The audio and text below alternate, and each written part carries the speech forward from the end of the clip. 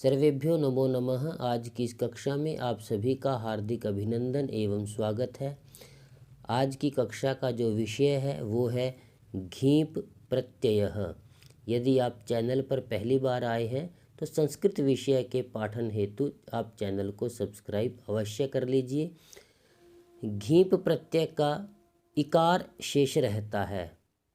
प्रयोग स्त्रीलिंग शब्दों के निर्माण हेतु इस प्रत्यय का प्रयोग किया जाता है। अर्थात जब पुल्लिंग शब्दों का स्त्रीलिंग शब्दों में प्रयोग करना हो तो कुछ शब्द ऐसे हैं जिनमें घीप प्रत्यय जोड़कर ही प्रयोग किया जाएगा। जैसे देव, यह एक पुल्लिंग शब्द है। इसमें जब घीप प्रत्यय को जोड़ेंगे तो नियम अनुसार घीप के स्थान पर इकार का प्रयोग करना है। तो देव में इकार को जोड़ेंगे तो देवी इस शब्द का निर्माण होगा। कुरुचर जमा घीप, यहाँ कुरुचरी। कुमार जमा घीप कुमारी।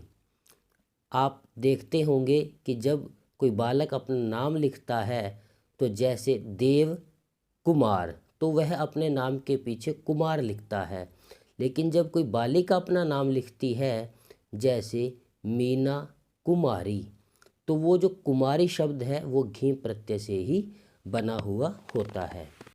विशेष, इस प्रत्यय से युक्त शब्द का प्रयोग नदी शब्द की तरह किया जाता है, क्योंकि नदी शब्द दीर्घ इकारांत है और घीप प्रत्यय से जिस शब्द का निर्माण होना है वह भी दीर्घ इकारांत ही है। अतः इन शब्दों का प्रयोग नदी शब्द रूप की तरह किया जाएगा। नदी शब्द रूप में प्रथमा जो विभक्ति है उसके एक वचन में नदी, द्विवचन में नद्यौ और बहुवचन में नद्यः, इन शब्दों का प्रयोग होता है।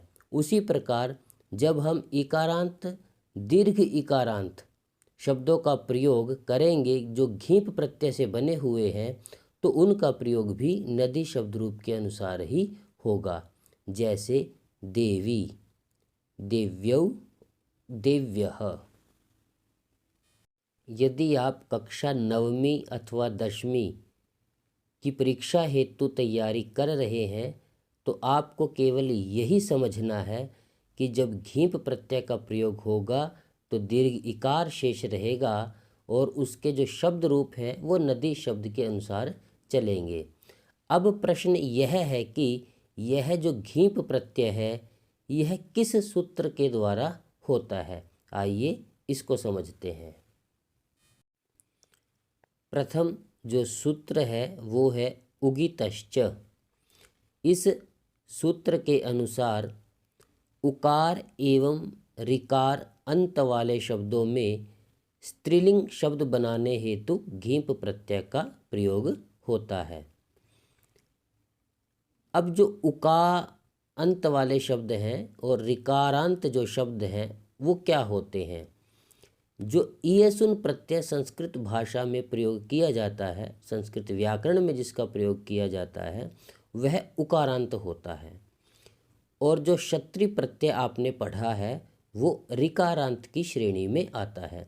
अतः जिन शब्दों में क्षत्रि प्रत्यय अथवा ईयसुन प्रत्यय का प्रयोग किया गया होगा वहाँ पर स्त्रीलिंग शब्द बनाने हेतु घीप प्रत्यय का प्रयोग उगितश्च सूत्र की सहायता से किया जाएगा। उदाहरण के लिए भवत जमा घीप, यह जो भवत शब्द है यहाँ पर क्षत्रि प्रत्यय का प्रयोग किया गया है। अतः उसमें जो घीप प्रत्यय जोड़ा जाएगा वो इस सूत्र की सहायता से जोड़ा जाएगा। भवत से घीप जोड़ने पर भवंती शब्द का निर्माण होगा और पचत से घीप जोड़ने पर पचंती। उसी प्रकार वदत से घीप जोड़ने पर वदंती शब्द का प्रयोग किया जाएगा। सामान्य दृष्टि से आप यह समझने का प्रयास कीजिए कि आने वाले जो ये 3 उदाहरण लिखे हुए हैं इनमें किस प्रकार से निर्माण होगा। यहाँ पर पश्यत जमा घीप तो आप एक बार उत्तर देने का प्रयास कीजिए कि क्या उत्तर होना चाहिए। यहाँ श्रेयस जमा घीप, यहाँ श्रेयस जो शब्द है वह ईयसुन प्रत्यय से बना हुआ है जो कि उकारांत था, अतः इसमें जब घीप प्रत्यय को जोड़ेंगे तो श्रेयसी इस शब्द का निर्माण होगा। तो पश्यत से घीप जोड़ने पर आशा है आपने बना लिया होगा पश्यन्ति, और गायत से घीप जोड़ने पर गायन्ति, नृत्यत से घीप जोड़ने पर नृत्यन्ति इस शब्द का प्रयोग होगा। और ये सभी जो शब्द हैं वह नदी शब्द रूप के अनुसार चलेंगे। घीप प्रत्यय करने का जो दूसरा सूत्र है वो है ऋणेभ्यो घीप, अर्थात ऋकारांत एवं नकारांत शब्दों के साथ घीप प्रत्यय का प्रयोग स्त्रीलिंग शब्द बनाने हेतु किया जाता है। जैसे कर्तृ जमा घीप, यहाँ जो कर्तृ शब्द है वह ऋकारांत हमें स्पष्ट रूप से दिखाई दे रहा है कि यह शब्द ऋकारांत है। इसमें जब हम घीप प्रत्यय का प्रयोग करेंगे तो घीप के स्थान पर दीर्घ इकार का प्रयोग किया जाना नियम के अनुसार निश्चित है। तो कर्तृ इस शब्द का निर्माण होगा। आप जानते होंगे, आशा है कि यण संधि के विषय में आप पहले से पढ़ चुके होंगे। यण संधि के नियम अनुसार यदि ऋकार के पश्चात स्वर आ जाए जो कि घीप प्रत्यय के स्थान पर इकार का प्रयोग किया जाना है, अतः ऋकार के पश्चात ई आने पर ऋकार के स्थान पर यण संधि के नियम अनुसार रकार होना निश्चित है। तो जब ऋकार के स्थान पर रकार का प्रयोग होगा तो त और र मिल करके त्र का निर्माण करेंगे, और ऊपर जो यह र हमें दिखाई दे रहा है इसका समान रूप से प्रयोग यहाँ पर हो रहा है। अतः कर्तृ जमा घीप इत्यर्थे कर्तृ।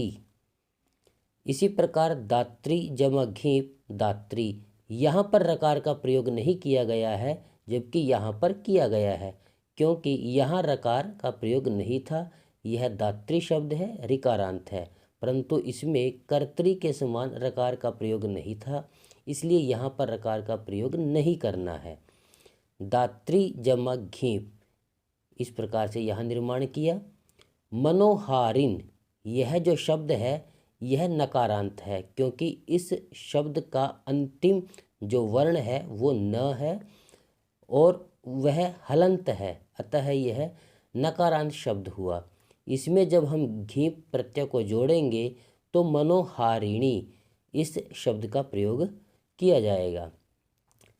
यहाँ कुछ विद्यार्थियों को आशंका हो सकती है कि यहाँ पर नकार था और यहाँ पर णकार का प्रयोग हुआ है, तो यह रसाभ्याम नोणः सूत्र के अनुसार यदि एक पद में ऋकार रकार अथवा मूर्धन्यषकार के साथ नकार का प्रयोग हो तो वहाँ नकार णकार में परिवर्तित हो जाता है। यद्यपि उसका भी एक अपना नियम है कि कहाँ पर होता है कहाँ पर नहीं होता है। आशा है आप उसके विषय में भी जानते होंगे, नहीं जानते हैं तो वीडियो में आप देख सकते हैं। तो मनोहारिन जमा घीप से मनोहारिणी। मालिन जमा घीप, यहाँ मालिन शब्द भी नकारांत है, इसमें जब घीप प्रत्यय का प्रयोग किया जाएगा तो मालिनी इस शब्द का निर्माण होगा। इसी प्रकार तपस्विन में घीप जोड़ने पर तपस्विनी शब्द का निर्माण होगा।